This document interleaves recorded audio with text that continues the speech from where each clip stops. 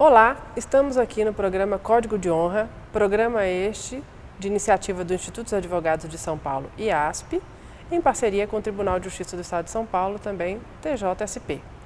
Hoje estamos com a ilustre presença do Dr. Sérgio Ferraz. Como vai, Dr. Sérgio Ferraz? Tudo bem? Fabiana, tudo bem? Um grande prazer estar aqui. Ele que é um administrativista, um advogado de direito administrativo super renomado no Brasil e, além de tudo, é ex-presidente do Instituto dos Advogados Brasileiros entre 84 e 86 e também ex-professor titular de Direito Administrativo da PUC do Rio de Janeiro. Como vai o senhor? Tudo bem? Tudo muito bem, graças a Deus, e quero dizer da minha alegria não só por estar nesse programa, mas por esse ambiente tão bonito onde você realiza esses programas, Fabiana. É a sala do órgão especial do Tribunal de Justiça do Estado de São Paulo, né? Que ela nos inspire. Vamos nessa. Hoje nós queremos falar um pouco de alguns assuntos, né, doutor Sérgio Ferraz? Um deles seria sobre a nova lei de licitações. Por que uma nova lei de licitações e contratos? Nós temos uma lei de licitações que vem do século passado, ela é de 93. Em 2013, a Câmara dos Deputados, o Senado Federal, iniciou o estudo de uma nova lei, supondo que a anterior não mais atendesse aos reclamos da contratação administrativa. De 13 até agora, o projeto tem caminhado por várias comissões, já está agora no Senado. A ideia é de que seria necessário melhorar a lei de licitação, mas não se tomou em conta o que precisava ser feito. Digo isso com absoluta tranquilidade. A lei 8666 é muito ruim e a ideia da adoção desse novo projeto não vai melhorar em nada esse panorama.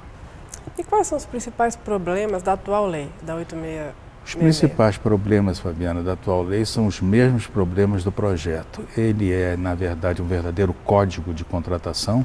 É uma lei de mais de 100 artigos, tal como o atual projeto também, com minúcias que são tipicamente regulamentares e que parte de uma pressuposição filosófica totalmente errada e que é repetida no projeto, que é a da desconfiança absoluta em relação aos contratantes da administração pública e aos agentes da administração pública. Em razão disso, tanto a lei atual quanto o projeto cuidam de criar uma série de empecilhos, formalidades, procedimentos, sempre com medo de que algum ato concretamente ruim ou ilegal ou ilícito ou imoral vá ser praticado. Isso nada foi realmente prevenido. Mesmo com a lei 8666 aconteceu tudo isso que estamos vendo agora. Com a futura possivelmente não será diferente. Que inovações traz o projeto em curso no Congresso Nacional? O projeto saiu com a criação de algumas modalidades licitatórias que supostamente dariam mais dinamismo ao procedimento de seleção dos candidatos aos contratos. Mas tudo isso dentro do mesmo viés, que é preciso cercar a liberdade do contratante e cercar a liberdade também dos agentes públicos que contratam. E com isso vamos chegar no final a um resultado parecido com esse.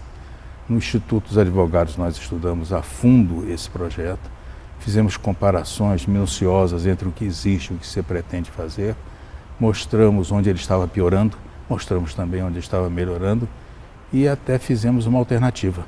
Propusemos um projeto de pouco mais de 20 artigos dizendo isso é uma lei. A lei tem que partir dos seguintes pressupostos: igualdade dos contratantes, confiança recíproca, boa-fé absoluta e punição para quem merece. Mas a punição sendo sempre um resultado último no caso de se manifestarem desvios no processo de contratação. E que críticas o senhor faz a esse projeto? Faço a crítica de que, procurando-se melhorar o que está no sentido de aumentar o mecanismo de controle, o que se faz é somente desafiar a inteligência daqueles que burlam os contratos. É impressionante como a inteligência humana não tem limite.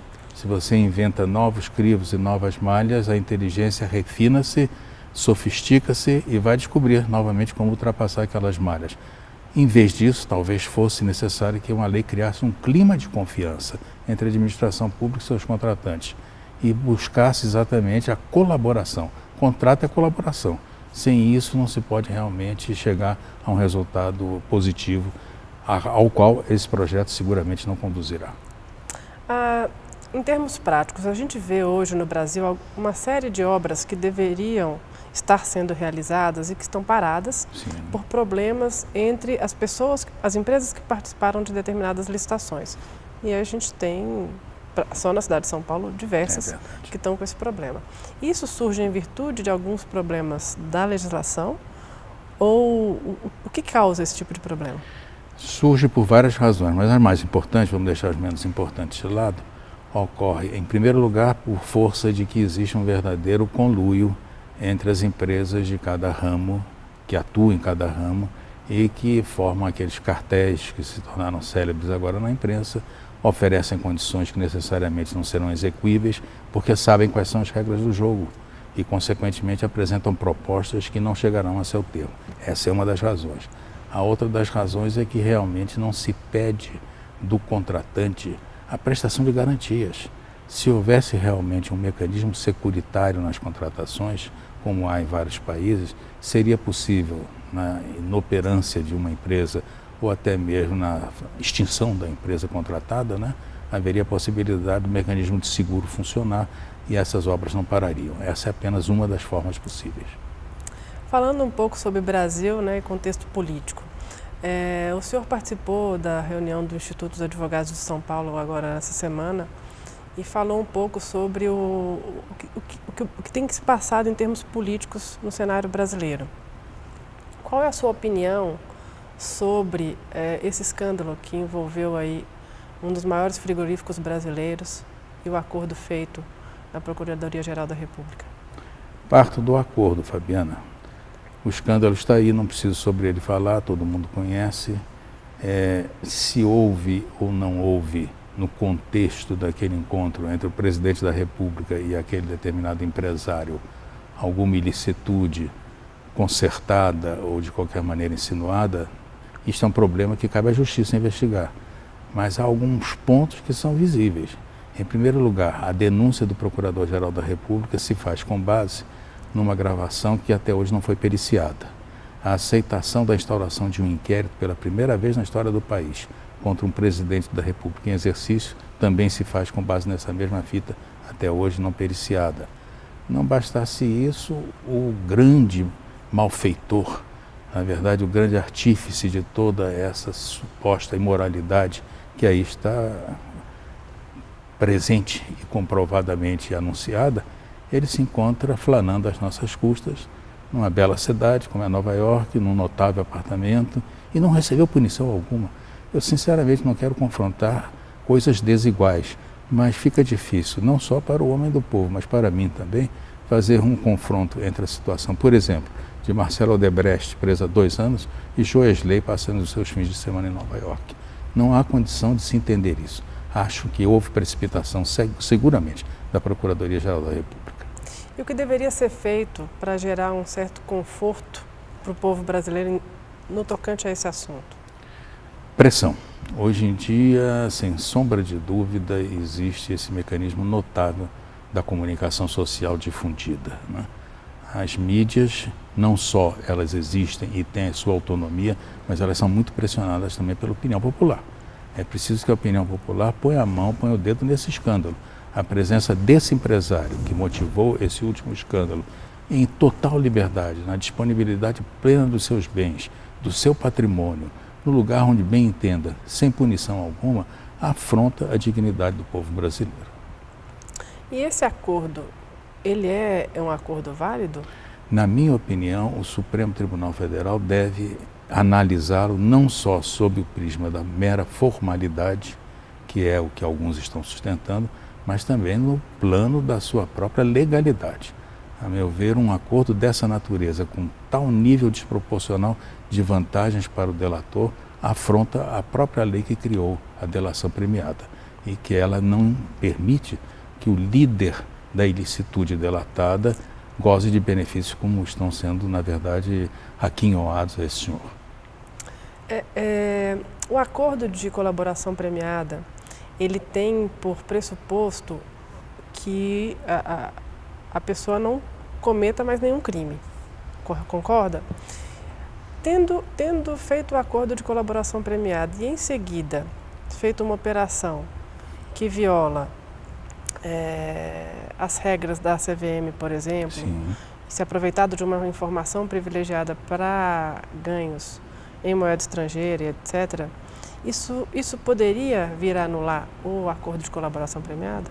Do ponto de vista legal, não tem a menor dúvida que esse acordo está marcado de ilicitude. A meu ver, o Supremo deve entrar na análise do acordo, levando em conta, inclusive, as circunstâncias posteriores a ele.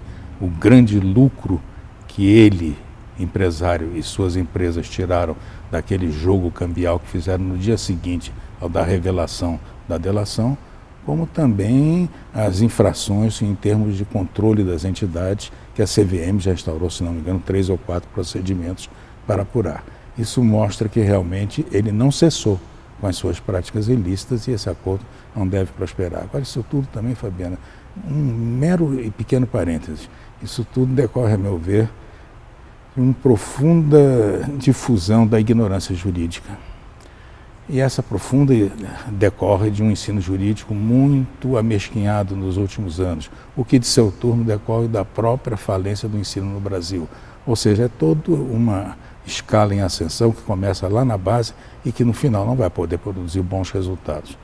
Seguramente o fato de você ser aprovado num concurso dificílimo como é o de Procurador da República não legitima, não faz com que se dê uma carta de indenidade a um Procurador-Geral da República que afiança um acordo dessa natureza, a meu ver, inteiramente fora dos parâmetros legais. E como fica o fato de a sede principal da empresa, me parece, já estar fora do Brasil? Exatamente. Além de o Brasil ter financiado a empresa, agora ele perde os rendimentos oriundos dessa própria empresa? Sem sombra de dúvida, há mecanismos de internação, mas é preciso que haja vontade política, não é verdade? Veja que o BNDES é acionista minoritário, como deve ser quem financia, de vários projetos da JBS. Na qualidade de acionista minoritário, ele tem legitimação para propor a anulação desses vários acordos, desses financiamentos que ele mesmo, BNDES, por outra administração, concedeu, e promover, e provocar, e induzir ao retorno desse capital que foi, na verdade, exportado sem qualquer benefício para o povo brasileiro. Eu queria falar um pouco agora sobre carreira. Certo. Né? O senhor, que é um advogado de direito administrativo super renomado, ao ver o seu currículo, eu não sabia nem por onde começar, tamanha é a sua experiência jurídica, nacional e internacional. Eu gostaria de falar que o nosso programa tem como público também alunos de direito e recém-formados, que buscam aí avidamente saber o que vão fazer da carreira, como atingir o sucesso, como atingir os altos patamares do direito, e o senhor posso dizer que está aí em todos eles. O que o senhor poderia nos dizer sobre a carreira de advogado e advogado do direito administrativo, por exemplo? Ótima pergunta, Fabiana, e ela se entronca de certa maneira com a crítica que eu fiz em relação à pergunta anterior. Quero dizer o seguinte a você, eu me lembro muito de um velho professor de Direito Internacional Privado, um grande jurista, há muito tempo falecido, Haroldo Valadão, e Valadão dizia a seus alunos que não se passava um dia na vida dele, era o lema dele de vida, nem um dia sem uma página lida e meditada. Então ele tinha como norma de vida que o estudo era a profissão de fé dele. Claro, hoje há vários nichos novos de direito, muito interessantes, sobre os quais eu não posso senão especular, mas que eu nem procuro por isso mesmo ignorar. Pelo contrário, estou preparando, por exemplo, um trabalho que vou levar para Toronto sobre aplicações da inteligência artificial no mundo do direito. Eu sou especialista em informática? Não sou, mas sinto o desafio que isso significa. E como nada conheço sobre a matéria, fui estudá-la. Então, o comportamento do estudante de direito é esse, é o estudo. Sempre o estudo, é imprescindível o estudo. E como o direito se apresenta nesse momento do ensino do direito um tanto ou quanto depreciado ou mesmo prejudicado, acho que entidades como o Instituto dos Advogados de São Paulo têm um papel extraordinário na complementação, exatamente na possibilidade de apresentação desses novos nichos e o aprofundamento dos que já existem. Não só o Instituto dos Advogados, no campo específico do direito administrativo, por exemplo, tive a ocasião de fundar com alguns amigos a Associação Paulista de Direito Administrativo. Já temos feito, a fundação foi no ano passado, já temos feito do ano passado para cá vários seminários, vários congressos. Vamos no fim do ano fazer um congresso internacional. É imperioso que o estudante do direito não se apegue a apostilas ou às suas anotações de aula, mas que consulte a bibliografia. Nada do que nós podemos dizer hoje existiu por geração espontânea ou por criação da nossa cabeça. A gente maravilhosa que escreveu, que já morreu, esses grandes vultos também têm que ser recuperados. Vamos trabalhar em conjunto nisso. E o sucesso na carreira? O sucesso na carreira ele pode surgir, infelizmente, de duas maneiras. Uma maneira anômala e a outra que é, perdão novamente, a ortodoxa. A ortodoxa é o estudo, o nunca desanimar e o sempre ser fiel a você mesmo, procurando ser honesto em todas as suas atitudes. A busca do ganho a qualquer preço leva ao que nós estamos vendo hoje no país. A outra fórmula, que é anômala, é exatamente essa, a de procurar se aproximar das possibilidades fáceis de ganho, esquecido daquela velha ideia de que nenhum ganho é fácil. Ele sempre tem um preço, esse preço algum dia virá a ser cobrado. Se não for cobrado na vida dele, será cobrado na respeitabilidade dele. Eu acho que o maior patrimônio que um advogado pode, na verdade, cultivar, e ele tem de cultivar desde estudante, pela vida fora, encostando a barriga na barreira dos tribunais e dos cartórios, procurando realmente ler e fazer da leitura a sua grande fonte de entusiasmo pela profissão, aprimorar-se, abrir horizontes. Se ele não fizer isso, depois ele vai cobrar o preço de não ter respeitabilidade. Esse, no fim da minha vida, eu tenho 80 anos, quando chego a essa idade eu te digo, qual é o meu grande capital? Respeitabilidade, não tem mais do que isso. Bom, eu gostaria também de saber da parte internacional, né? O senhor tem uma carreira jurídica internacional também bem forte. O que o senhor sugere nesse sentido também? Isso aí certamente está ligado muito às peculiaridades de cada pessoa, né? Eu sempre me interessei, por exemplo, pela vida gremial da advocacia. Eu fui o conselheiro federal da Ordem dos Advogados, mais tempo tendo funcionado naquele conselho. Durante 25 anos ininterruptos eu fui conselheiro por sucessivas eleições. Fui presidente do Instituto dos Advogados Brasileiros. Como eu sou insatisfeito, eu vim para São Paulo e fui membro e sou membro do Instituto dos Advogados de São Paulo.